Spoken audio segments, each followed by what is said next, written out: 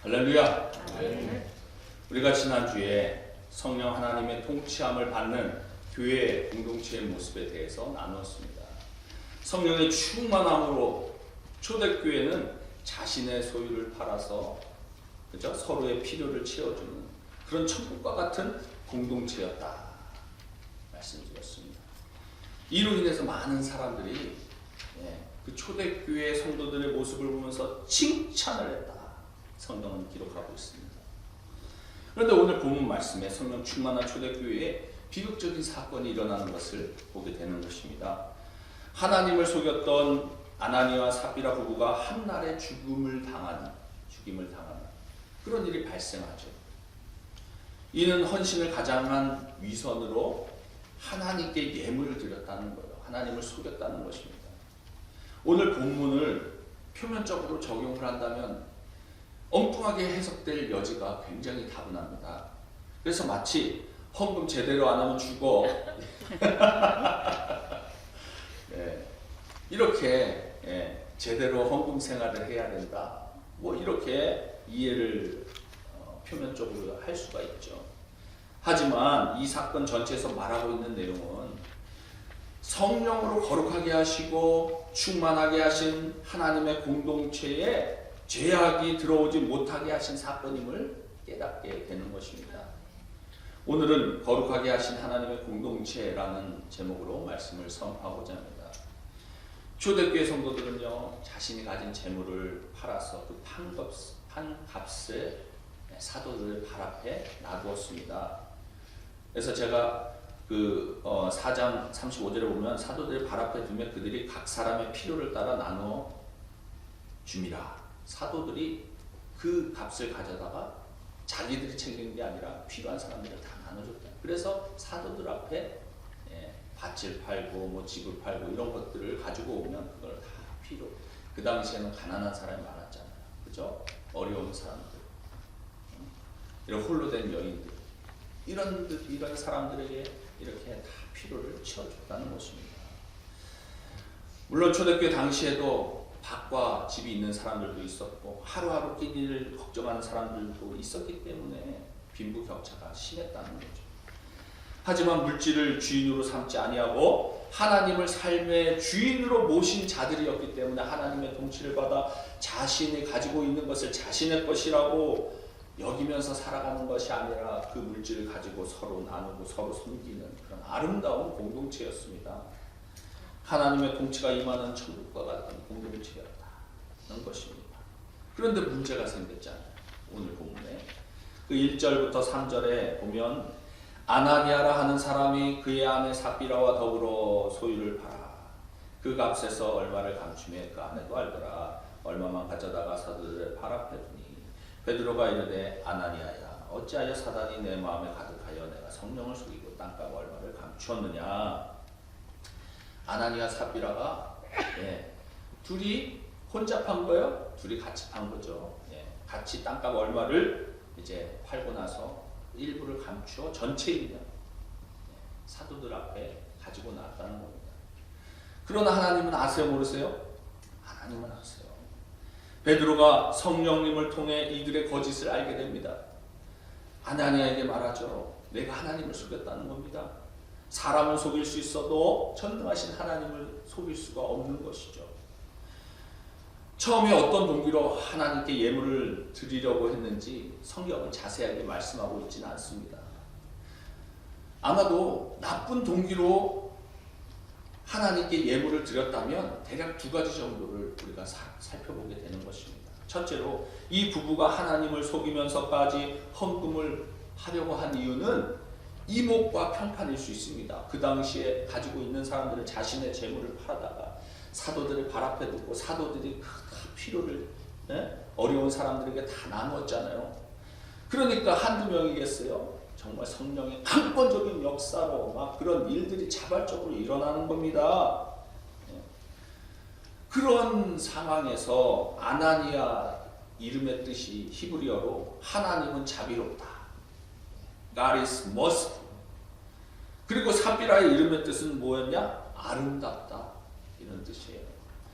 그러니까 그들의 이름대로 사람들에게 자신들이 정말 자비롭고 아름다운 모습처럼 보이고 싶었는지 모르죠.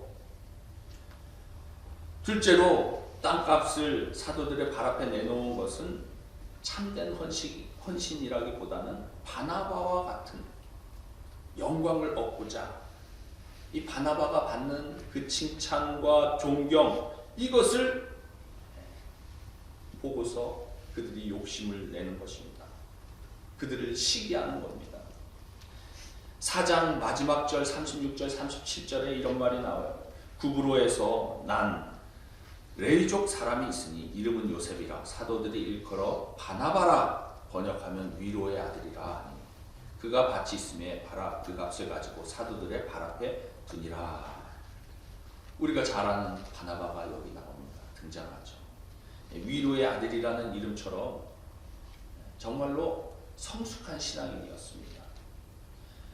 이 이름의 뜻처럼 바나바가 자신의 밭을 판 돈을 사도들에게 주었다 기록하고 있어요. 사도행전에 보면은 이 바나바를 통해서 누가 등장하는 줄 아십니까? 사도 바울이 등장하는 거예요. 예. 사도 바울을 이 교회 공동체, 초기 공동체 안으로 들어올 수 있게 한 역할이 이 바나바였다는 것입니다. 또한 바나바는 사도 바울과 함께 선교 여행을 할 정도로 믿음이 장성한 사람이었다는 것입니다. 그런데 이 5장의 시작 오늘 본문에 재산을 팔아 헌금한 부부의 이야기가 나오죠. 아나니아 삽비라 기록되어 있습니다. 아마도 바나바는 이 주변의 성도들, 믿음의 사람들로부터 인정과 존경을 받았을 거예요. 이와 같이 아나니아 삽비라 부부도 사람들로부터 인정과 존경을 받고자 하는 마음이 없었을까요? 있었겠죠. 이런 동기가 불순하면 하나님의 영광을 가리게 된다는 것입니다. 또 다른 이유로 아나니아 삽비라 부부가 처음에는 성령님의 음성을 듣고 열심을 내서 그들의 판 값을 하나님께 드리려고 선한 동기로 했을 가능성이 높습니다. 하지만 하나님을 속인 거예요. 그 과정이 옳지 못했다는 것입니다. 이 부부가 성령의 충만한 공동체에 속하여 함께 신앙생활을 하다가 성령의 감동함으로 인하여 소유를 팔아 사도들 앞에 그 값을 드리려고 했는데 도중에 그만 탐심이 생겨버렸을 겁니다. 땅값 전부를 드리는 것이 어쩌면 아까운 생각이 들지 않았겠어요? 그러니까 다 드리는 것처럼 위장한 거죠. 이게 내가 다 판 값입니다 하고 가지고 나온 거예요. 이에 3절 베드로가 어찌하여 사단이 내 마음에 가득하여 내가 성령을 속이고 땅값 얼마를 감췄느냐 라고 말하는 것을 보아서 중간에 마음이 바뀌었을 가능성도 있다는 겁니다. 왜냐하면 땅을 판 값의 전부를 드리자니 돈과 재산이 없는 장래에 대한 그런 불안한 마음이 엄습해 왔을 거예요. 앞으로 못 먹고 살아. 이런 마음이 들지 않았겠어요? 결국 이들은 재산의 얼마를 감추고 하나님에 대한 약속을 어기게 된 것입니다. 이처럼 하나님께서는 우리들의 동기뿐만 아니라 우리들의 과정까지도 순수하고 흠이 없기를 바라신다는 겁니다. 그러나 우리의 주변에 흔히 목도하게 되는 것은 불행하게도 처음에는 선한 동기로 아름답게 시작했지만 그 결국이 좋지 못한 것으로 끝나는 경우들을 보게 된다는 것이죠. 처음부터 불순한 동기를 가지고 시작하거나 혹은 시작은 하나님의 나라와 그의 의를 위해서 내가 이 일을 한다 했지만 그 과정이 거룩하지 못한 거짓으로 인해서 성결하지 못함으로 이를 그르치는 예들이 있다는 것입니다. 심지어 어떤 이는 모든 사람이 흠모할 만한 비전과 열망으로 주의 일을 시작했지만 종국에는 하나님의 이름을 먹칠하고 마는 경우들이 있어요. 대표적인 인물이 누굽니까? 사울왕이 그랬잖아요. 또 가룟 유다가 그러지 않았습니까? 여기서 궁금한 것은 그렇다면 당시 초대교회 성도들은 자신의 모든 소유를 팔아 하나님께 반드시 바쳐야만 했는가? 가진 사람들은 공산주의처럼 가진 사람들을 본 탁 긁어내가지고 무조건 강압적으로 없는 사람들을 나눠줘야 했는가? 그게 맞습니까? 아니죠. 당시 초대교회 분위기가 자신의 소유를 다 팔아서 교회에 바치지 않으면 안 되는 분위기였기에 거짓말하면서까지 바칠 수밖에 없는가? 답은 그렇지 않습니다. 초대교회라고 해서 개인의 소유를 인정하지 않았다는 것이 아닙니다. 공동생산과 공동소유를 주장하는 마치 공산주의를 표방하는 그런 사회가 아니었다는 거예요.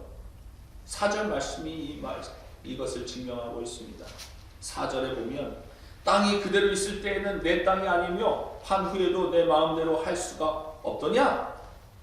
어찌하여 이 일을 내 마음에 두었느냐? 사람에게 거짓말한 것이 아니라 하나님께로다. 땅이 그대로 있을 때에도 너의 땅이었고 판 후에도 내 마음대로 할 수가 있었다 이 말입니다. 더 쉽게 이해하기 위해서 표준 세번역으로 다시 읽어드리면 그 땅은 팔리기 전에도 그대의 것이 아니었어. 또 팔린 뒤에도 그대 마음대로 할 수 있었던 것이 아니었어. 아나니아의 땅은 팔기 전에도 그의 것이었고 판 후에도 그의 소유였다는 것입니다. 다시 말해서 아나니아가 자신의 소유를 팔아 사도들에게 바칠 마음을 먹고 땅을 팔았을지라도 그 후에 마음의 변화가 생겨서 그 일부를 바치든 아니면 전부를 바치든 다른 용도로 사용하기를 원하든 그렇게 하면 되는 거예요. 이 말씀은 당시 초대교회 성도들의 헌금 또는 헌물이 자발적인 행위로 이루어졌다는 사실을 말하고 있습니다. 자신의 전 재산을 사도들의 발 앞에 바치듯 그렇지 않던 이 모든 일은 강요나 강압에 의해서 이루어진 것이 아니었어요. 자신들의 소유를 팔아 헌금하지 않았을지라도 누구도 탓할 리가 없었다는 겁니다. 그런데 문제는 뭐였어요? 아나니아는 거짓말을 했다는 겁니다. 그래서 4절 후반절에 사람에게 거짓말한 것이 아니요 하나님께로다. 누구에게 거짓말했다고요? 하나님께 거짓말한 거예요. 왜 그랬을까요? 전 재산을 바치지 않았음에도 전 재산을 바친 것처럼 초대교회 성도들에게 그렇게 인정받고 싶었던 겁니다. 그렇게 보이고 싶어서 거짓말한 겁니다. 이 죄는 성령을 속이고 성령의 역사를 거역했기 때문이에요. 결국 아나니아 삽비라가 성령을 속인 대가가 어떻게 됩니까? 5절에 아나니아가 이 말을 듣고 엎드려져 혼이 떠나니 이 일을 듣는 사람이 다 크게 두려워하더라. 사람에게 거짓말한 것이 아니라 하나님께 거짓말을 했다. 이 말을 듣고 혼이 떠나. 아내 삽비라도 아나니아와 똑같은 기회를 받습니다. 그리고 7절 8절에 3시간쯤 지나 그의 아내가 그 일어난 일을 알지 못하고 남편 죽은 걸 몰랐어요. 베드로가 이르되 그 땅 판값이 이것뿐이냐? 내게 말하라 하니 이르되 예 이것뿐이라 하더라. 결국 아내도 거짓말했잖아요. 어떻게 됩니까? 삽비라가 9절 10절에 베드로가 이르되 너희가 어찌 함께 꾀하여 주의 영을 시험하려 하느냐? 보라 내 남편을 장사하고 오는 사람들의 발이 문 앞에 이르렀으니 또 너를 메어 내가리라 하니 곧 그가 베드로의 발 앞에 엎드려져 혼이 떠나는지라. 젊은 사람들이 들어와 죽은 것을 보고 메어다가 그의 남편 곁에 장사하니. 불행해도 이렇게 불안한 경우가 어디 있습니까? 아나니아 삽비라는 좋은 일하고도 죽음을 맞았어요. 그러니까 전부를 드린 것처럼 거짓으로 나갔기 때문에 하나님을 속일 수 있다고 생각했기 때문에 결국 하나님을 속일 수 있다는 생각이 아나니아 삽비라를 죽음으로 몰고 갔다는 것입니다.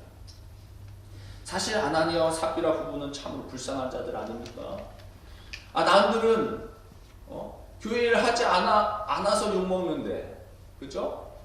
뭐 열심히 주님의 일을 감당하지 않아서 하나님의 심판하면 모르겠는데, 주를 위하여 헌금을 드리고도 죽음을 맞이했다는 거예요. 헌신을 가장한 위선, 거짓말이 이다지도 죽을 죄인가 하는 것입니다. 왜 이렇게 하나님께서는 강하게 다루셔야만 했는가? 초대교회의 순수성을 보존하시려는 하나님의 강한 의지가 들어있었다는 것입니다. 이는 하나님께서 순수한 초대교회에서 불순물을 제거하시고 이 아나니아 삽비라의 목숨을 걷어가신 겁니다. 마치 군대 훈련소 가면은요, 군인들이요 이 기강을 잡으려고 조그만 것 하나까지 꼬투리를 잡고 실수하면 얼차려주고 혹독하게 훈련시킵니다. 마찬가지로 처음 초대교회가 생겨났는데 성령의 역사를 방해하는 죄악의 불순물이 교회 안에 조금이라도 끼어 있다면 어떻게 될까요? 예루살렘과 온 유대와 사마리아 땅끝까지 이르러 내 증인이 되리라. 예. 하나님의 복음의 역사가 멈출 수밖에 없기 때문에 하나님은 심판하신 거예요. 따라서 이 사건은 개인에 대한 심판이라기보다는 거룩한 공동체의 첫 단추를 잘 맞추어 죄가 틈타지 못하도록 하는 하나님의 단호한 심판이라고 볼 수 있는 것입니다. 그래서 하나님은 처음부터 단호하게 교회가 평생 잊을 수 없도록 하나의 사건을 모델로 삼아 죄라는 것이 얼마나 무서운 것인지를 가르쳐 주신 사건인 것이죠. 이와 비슷한 사건은 구약에서도 볼 수 있잖아요. 출애굽한 이스라엘 백성들이 천막으로 만든 이 광야교회에서 모세를 통하여 주신 율법의 법대로 제사를 드렸잖아요.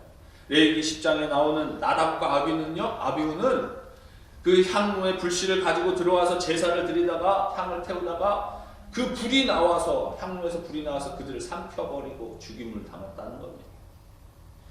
향로에 담은 불이 다른 불이었어요. 번제단에서 쓰던 번제단 뭐예요?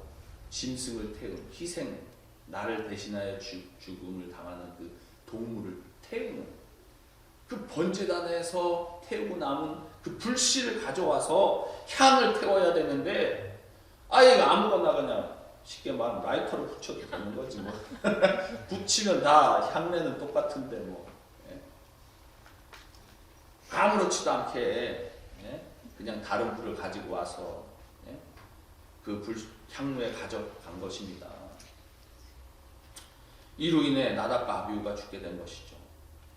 결국은 이 일로 인해 레위인들이 경각심을 가지고 하나님께서 말씀하신 규례대로 지키게 되는 것입니다. 그래서 오늘 본문 11절에 보면 온 교회와 이 일을 듣는 사람들이 다 크게 두려워하니라. 예. 아나니아 삽비라 부부가 죽음을 당한 이 사건으로 인해서 온 교회와 이 일을 듣는 사람들이 다 크게 두려워하였다 말하고 있어요. 모든 사람들에게 살아계신 하나님을 절대로 속일 수 없다라는 경각심을 심어준 것입니다. 그렇다면 이 일이 또한 반복해서 일어났습니까? 성경에 아니에요. 이후에 아나니아 삽비라 같은 사건은 2번 연속으로 일어난 일이 없습니다. 구약에서도 마찬가지로 신약 시대로부터 오늘날까지 많은 교회들이 생겨났지만 헌금을 약간 속였다고 해서 성령께서 생명을 거둬 가시는 일들이 발생하지 않았어요. 그렇다면 아나니아 삽비라 같은 사람들이 교회에 전혀 없었기 때문에 이런 일이 안 일어났을까요? 없었을 리가 만무하죠. 분명히 헌금을 할 때 빈 봉투를 내거나 결심한 것과 다르게 봉투에 사람들 옆에는 10,000불이라고 딱 써놓고 한 100불 딱 집어넣고 그런 일이 왜 없었겠어요? 결심한 것과 다르게 내는 사람들은 분명히 있었겠죠. 그러나 주님께서는 아나니아 삽비라 부부 사건 그 한 번으로 족하다고 생각하신 겁니다. 저만 해도 그래요. 어릴 적에 어머니가 이제 저를 얻고 교회를 다녔잖아요. 그러니까 어머니 따라서 교회를 다니는데 이제 어머니가 헌금 내라고 돈을 주시잖아요. 그죠? 근데 그거를 헌금을 안 내고 사 먹은 적도 있어요. 어떤 때는 어머니가 5,000원을 줬어요. 특별한 이제 신년에 그거로 헌금하라고. 뭐 굉장히 아주 저에게는 큰 돈이었거든요. 헌금 시간에 굉장히 갈등이 되는 거예요. 5,000원이면 엄청 갈등하다가 빈 봉투만 낸 적도 있습니다. 네. 하나님께 미안했던 적이 한두 번이 아니었다는 겁니다. 그럼에도 불구하고 이렇게 살아온 것이 기적 중에 기적이에요. 이것을 마치 하나님은 눈에 보이지 않는다고 우리가 그냥 경휼히 여기면서 무시하면 되는 것입니까? 세상에서 교회는 핍박의 대상이었습니다. 그러나 그때는 그리스도인들이 세상과 전혀 달랐기 때문에 그랬어요. 거룩한 존재였기 때문에. 전혀 다른 거룩한 가치와 삶의 목표를 가지고 말씀의 방식대로 살았기 때문에 세상에서 외면을 당했습니다. 그러고도 너그러웠고 행복해 보였고 이 세상에서는 없어서는 안 될 사람들처럼 보였습니다. 그러나 오늘날 교회가 경건의 모양은 있으나 경건의 능력이 사라져가고 있다는 겁니다. 요즘에 교회가 세상을 걱정하는 게 아니라 세상이 교회를 걱정해주는 시대예요. 구약에서는 하나님의 이름을 함부로 부를 수도 없었습니다. 그만큼 하나님은 거룩하신 하나님이었기 때문에 그래요. 하나님은 우리를 용서하시고 구원하시고 사랑하시고 끝없는 자비와 은혜를 긍휼을 베푸시는 분입니다. 그러나 하나님은 거룩하고 공의로운 분이십니다. 오늘날 대부분의 현대 크리스찬들의 문제가 하나님을 너무 쉽게 생각한다는 것. 너무 안일하게 생각하고 너무 가볍게 생각합니다. 왜요? 하나님은 사랑이시니까. 다 용서해 주시니까. 하늘 아버지니까. 다 용서하시겠지. 다 구원해 주시겠다. 이 정도는 괜찮겠지. 부모가 자녀들에게 관용을 베푸는 것은 무능해서가 아닙니다. 다 보여요. 자녀들 잘못할 때 보면은 여러분도 다 보이잖아요. 왜 용서해줘요? 사랑하기 때문에 관용을 베푸는 겁니다. 능력과 기적과 축복만을 바라면서 자녀가 마치 아버지 돈만 달라고 어머니를 돈으로 알고 얼마나 속상하겠어요. 하나님을 경외하는 거룩함이 오늘날 점차 사라져가고 있습니다. 오늘날 교회 안에서 여전히 내가 내 삶의 주인으로 자신의 이익과 복을 추구하는 자들이 많이 있다는 겁니다. 여러분, 개종과 회심의 그 결정적인 차이가 무엇인지 아십니까? 그것은 중심의 변화입니다. 다른 종교에서 혹은 무교에서 기독교를 믿었다고 해도 여전히 내가 내 삶의 중심이면요, 그건 개종이에요. 진정한 크리스찬이 아니라는 겁니다. 나 중심의 삶에서 하나님 중심의 삶으로, 나 중심에서 이웃 중심의 삶으로, 이기적인 삶에서 이타적인 삶으로 변화가 동반되지 않는다면 이것은 그냥 개종인 거예요. 무늬만 크리스찬이죠. 열정이 없다는 말이 아닙니다. 헌신이 없다는 말도 아닙니다. 하지만 여전히 나를 위한 헌신과 열정에 머물게 된다면 그것은 개종이에요. 내 욕망이 형성하는 세계관, 내가 추구하는 가치, 목표를 위해서 요청되는 것은 참된 기독교가 아닌 다른 종교라는 거예요. 사도 바울은 우리에게 육체의 소욕과 성령의 소욕이 있다고 말합니다. 갈라디아서 5장 17절 육체의 소욕은 성령을 거스르고 성령은 육체를 거스르나니 이 둘이 서로 대적함으로 너희가 원하는 것을 하지 못하게 하려 함이니라. 거듭난 우리는 육체의 소욕과 성령의 소욕을 동시에 갖고 있습니다. 이 두 가지가 서로 대립하는 거예요. 육체의 소욕과 성령의 소욕은 우리의 삶 가운데, 우리의 신령 가운데 계속해서 싸우는 거예요. 그러나 우리가 분명히 알아야 할 것은 하나님의 나라가 임하기 위해서는 성령의 소욕, 하나님의 통치에 순종해야 한다라는 것입니다. 오직 이 방법만이 우리가 하나님의 통치를 받으며 천국의 삶을 이루어 나가는 길인 것입니다. 하나님은 어느 누구에게나 속임이나 조롱을 당하지 않으십니다. 갈라디아서 6장 7절 스스로 속이지 말라. 하나님은 업신여김을 받지 아니하시나니 사람이 무엇으로 심든지 그대로 거두리라. 사무엘상 2장 30절 나 여호와가 말하노니 결단코 그렇게 하지 아니하리라. 나를 존중히 여기는 자를 내가 존중히 여기고 나를 멸시하는 자를 내가 경멸하리라. 그렇습니다. 하나님을 존중히 여기는 사람을 하나님께서도 그를 존중히 여긴다는 거예요.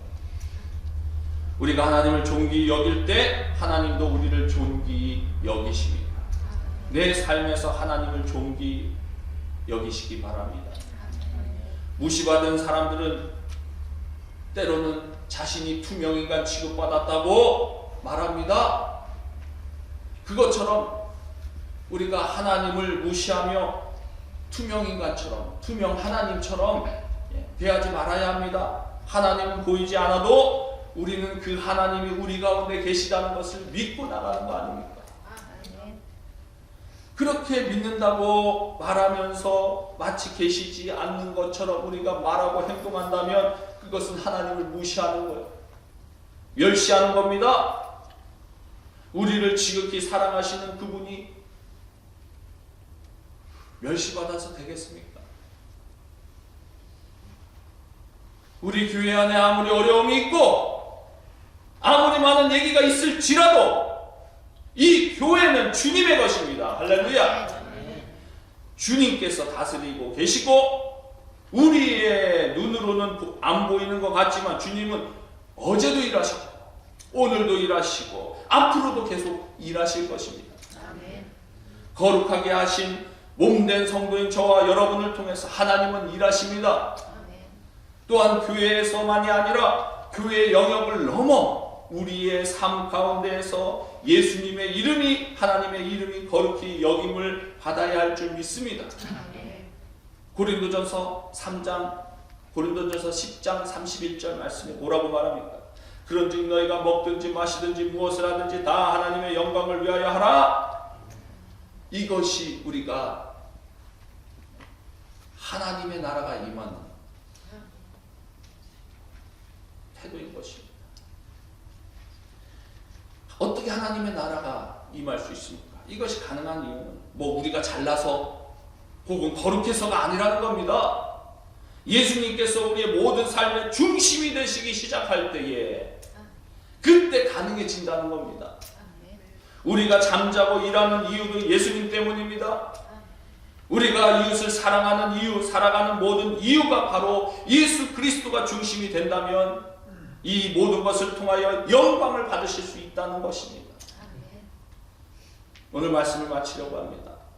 어떤 분들은 이렇게 얘기하실 수 있어요. 이건 너무한 거 아닙니까? 이게 어떻게 죽일 정도로 심각한 죄입니까? 그런데 아나니아 삽비라를 죽이신 것이 너무한 것이 아니라 우리도 아나니아 삽비라 같은 똑같은 죄를 짓고 있는데 우리는 왜 살아있는가? 이걸 질문해야 하는 겁니다. 은혜에 익숙해져서 은혜가 너무나 당연하게 여기지는 않으십니까? 더 나아가 하나님을 우습게 생각하고 자기 속에는 옳은 대로 살아가려고 하고 계시지는 않느냐 말입니다. 주님이 만약에 똑같은 기준으로 우리를 심판하신다면 여기 살아남을 사람 누가 있겠습니까? 아나니아 삽비라 후보는 하나님의 통치에 따라 하나님의 영광을 위해 헌신한 것이 아니었습니다. 공중권세자는 마귀의 유혹에 따라 거짓된 헌신으로 거룩한 공동체에 죄가 들어오는 것을 하나님께서 가만두고 보지 아니하시고 심판하셨던 거예요. 우리 모두는 주님이 우리의 삶의 주인이 되어 거룩한 하나님의 성도들이 되어야만 합니다. 그래서 오늘 말씀을 통해서 어떻게 적응해야 합니까? 주님, 오늘 우리 안에 있는 거짓의 영인 아나니아와 삽비라가 죽게 하여 주시옵소서. 어쩔 수 없이 드리는 예배들이 사라지게 하여 주시옵소서. 그래서 우리에게 모든 것을 주신 주님께 우리의 순수한 헌신과 순종이 나가게 해 주시옵소서. 주님께서 우리들에게 알려주시는 음성은 이것입니다. 주님의 통치함으로 거룩한 하나님의 나라가 임하는 각 가정과 직장과 사업체 우리 베이커 형제교회가 되기를 주님의 이름으로 축원드립니다. 기도하겠습니다.